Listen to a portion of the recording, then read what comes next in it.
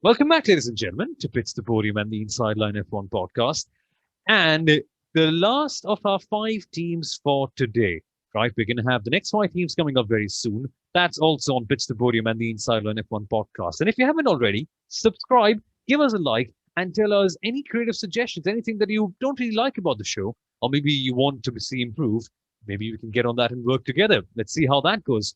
But let's focus on Alfa Romeo right now, Kunal. And we've discussed this time and again on our Inside Line F1 podcast live sessions that there really isn't much drama surrounding Alfa Romeo, to put it simply. That could be a good thing. Stability is really, really good. Having a rock solid foundation can be essential. And for that very reason, I just have to say, hold on to your Alfa Romeo stocks. You don't know which way this is going to go. Might as well keep them as they are. Absolutely, Soumil. I would hold on to the Alfa Romeo stock as well. For emotional and practical reasons, I would say. Emotional because, when I was growing up, Sauber was always the underdog team to support. They were the ones putting Yeah. out the surprise results. And of course, then one of my most proud moments was when I got to interview Peter Sauber last year when Sauber finished 50 years in motorsport, right? So you just feel so much more connections with the team. So that's the emotional side of things. And as you guys know, emotions have to be sort of kept aside when you're investing, right? But here is the practical aspects, and I'm just going to sort of take cue from what Somil said. Stable driver lineup. I know not a lot of people might think very highly of Antonio Giovinazzi, but it doesn't matter what you and I and probably several other fans think. What matters is what Frederick Vasseur thinks of Giovinazzi, what Ferrari thinks of Giovinazzi, and they've decided to keep him. So I'm sure that there is a lot Yeah. of talent out there. And then we have, the great Kimi Raikkonen in the team. So that Oh, stability is something that will drive them forward. Also, like we spoke in the case of Haas, the upgraded Ferrari unit with more power that is expected to be delivered in 2021 will also give Alfa Romeo the missing edge that they had in their package last year. And it's just about making sure that they just pull this package together and deliver the sort of performances that we all love to see Sauber deliver since a long, long time. yeah, absolutely. It just seems to be stable times. Stable can be good, stable can be bad, depending on the scenarios. But coming to Giovinazzi and Kimi Raikkonen, Kunal, they could have had Callum Ilott in that car, but they still chose Giovinazzi. That is some high confidence. And that's high confidence from Frederick Vasseur, a man who's seen junior Formula racing since ages. He knows exactly what he's doing. He's resurrected many, many big teams.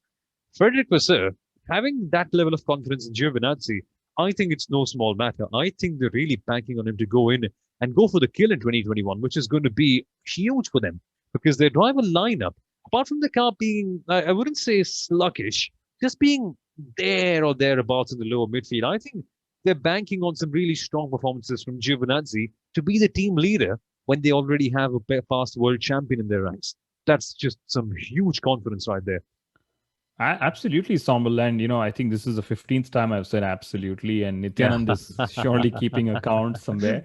But, Kimi Raikkonen is going to retire, whether it's at the end of 2021 or at the end of 2022 or at the end of 2025. We don't know. Kimi doesn't know. He's going to keep doing this, forever.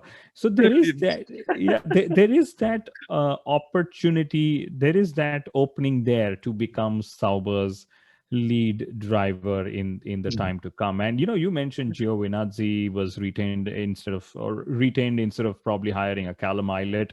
I would even take it a step further to say maybe even a Nico Hulkenberg was available at some Yeah. point. Maybe even a Checo Perez was available at some point, both ex Sauber drivers themselves, right? So for Frederick Vasseur to stick to his driver lineup speaks volumes, and the fact that stability does sort of help F1 teams in moments of transition. And also, not having drama in itself is probably a very, very good thing. All you Yeah. do is focus on your racing, get the results you want, and you go home. And your racing becomes the drama and entertainment that you want people to celebrate, and not all the off-track chatter. Yep. Just like Haas that we discussed very, very shortly ago. You can have a lot of turmoil, and you could really have that impact your on-track performances too. Alfa Romeo, quite the opposite, right? But again, we say this, but there's also the contrary. Let's focus on the car now. There's also the contrary feeling that Ferrari isn't growing. Alfa Romeo being a customer team, they're very much dependent on them, much like Haas. And while there is just positive vibes from their drivers, it just isn't any great positive vibes from the car. It's, if not negative, it's just unpredictable. You don't know what you're going to get with them. But that's not in a particularly bad way as such. I think just the best way to put it is they're just there in the low midfield, right? You don't know what to expect of them. You don't know what to expect of Kimi. Some days he's just flying, and the other days you see him, Kimi Raikkonen B18. Oh my God, that's not the Kimi I knew and loved. So, what do you reckon, Kunal? On the broader scale, are they really going to be pushing the boundaries of low midfield and maybe challenge the likes of Alpha Tauri, who clearly have graduated from that field? Yes, I'm sure that that would be their aim, Sommel, to enter the uber competitive midfield, teams that is there. And let's remember, sometime in 2019, Kimi Raikkonen was leading the drivers' championship for Formula 1.5. He Yes. was he Yeah. was P7, for at least the first 7 or 8 races of the season, had scored points consistently. So they have it in them, of course. Kimi has it in him, as we know.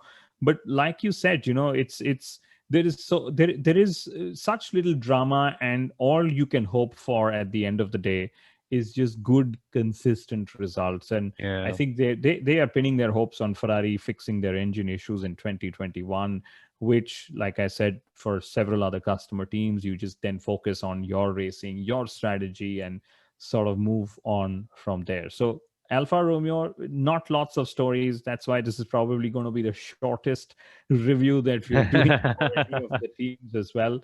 But why not? At the end of the day, they represent a fantastic, car brand which has a lot Oh, of yes. history in motorsport as well.